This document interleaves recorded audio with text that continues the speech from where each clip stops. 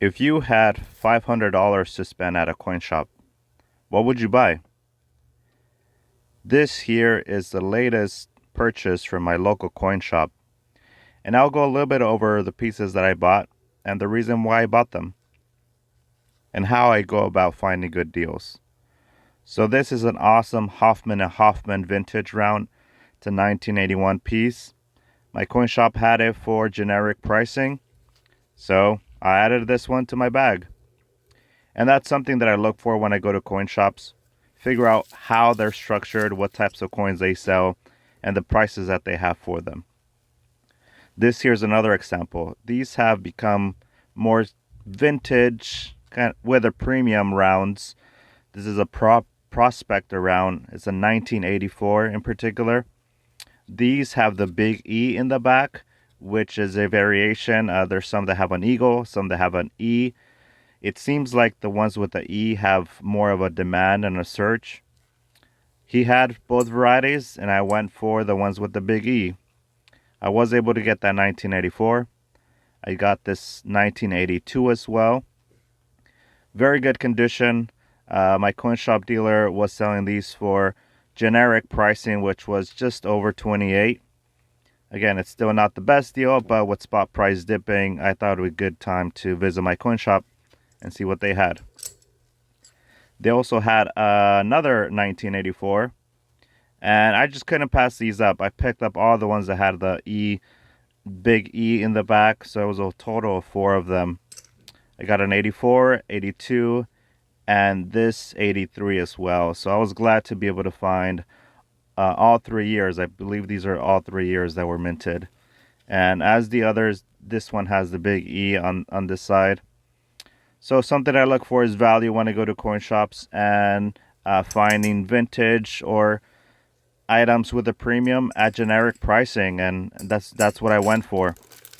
And I'm continuing to shop deals. I think spot price is pretty high, so I try to find the best that my coin shop has to offer. Another good option is 90% constitutional. These 90% coins, the way that my coin shop sells them is whether they're Franklins, whether they're Walking Liberties, whether they're Barbers, in a circulated condition, they're all the same price. So I go through, I was able to pick up 10 face value of 90% with a mix of Walkers, Franklins. I try to get the early years of the Franklins and try to get the best condition Walkers. The earlier the years and the better condition, the better. But, I pick through them and figure out what I could find. Now, one of the main reasons why I buy plenty of these is he has Barbers, Mercuries, and others thrown in there. So I just pick through them. I try to get the best Barbers that I can find, the best Mercury dimes. And, I go through it and find the best deals. There have been times that I found either semi-key or key dates, even at a worn down condition. And those carry still a pretty good premium. So that's my reasoning for continuing to buy 90% from him at about 22 face. But, sometimes I find good deals. This Franklin here looks almost uncirculated, if not uncirculated. So, I try to get the good with the bad. Another great find is the Cinco pesos. These are great Mexican coins. These are less than 1 ounce, but these also carry now a very good premium now that Mexican silver seems to be pretty hot. So I was able to get these at generic pricing. These were in the same bin. And as I was mentioning, Mercury dimes, Barber dimes, they all have the same price as Kennedy's and Franklin. So I try to pick as many as good Barber quarters, even Standing Liberty.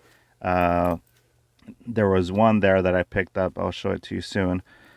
But I try to get the best condition that I find. I don't know the key years, the key dates for these, so I really just take a dart in the dark and try to hopefully get a good one.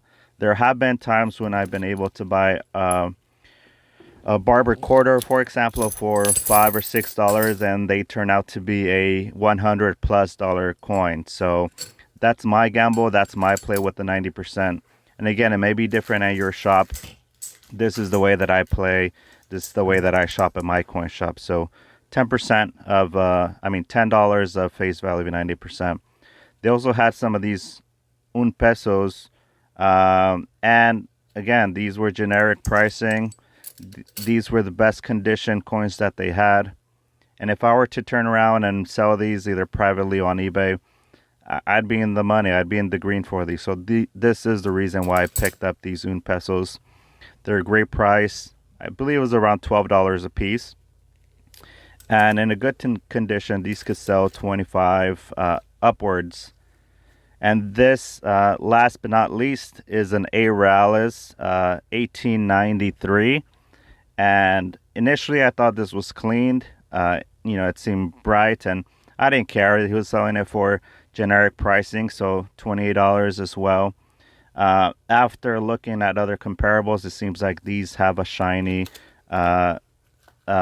finish to them. So I was pretty glad and happy to be able to pick that up. So this was my haul. This was my pickup. Almost 10 ounces of coins and rounds, and $10 face value of 90%. And this is how I shop to get the most value out of each dollar that I spend. He did have Buffalo rounds and other generic bars and other things that are okay, but they just don't fall within my purchasing strategy now, given where spot price is. So yeah, for those of you that are stuck around this long, thank you. I appreciate it. If you are not subscribed, please do so. I'll continue to put out content, and hopefully we continue to grow and become better stackers together. All right, have a good one.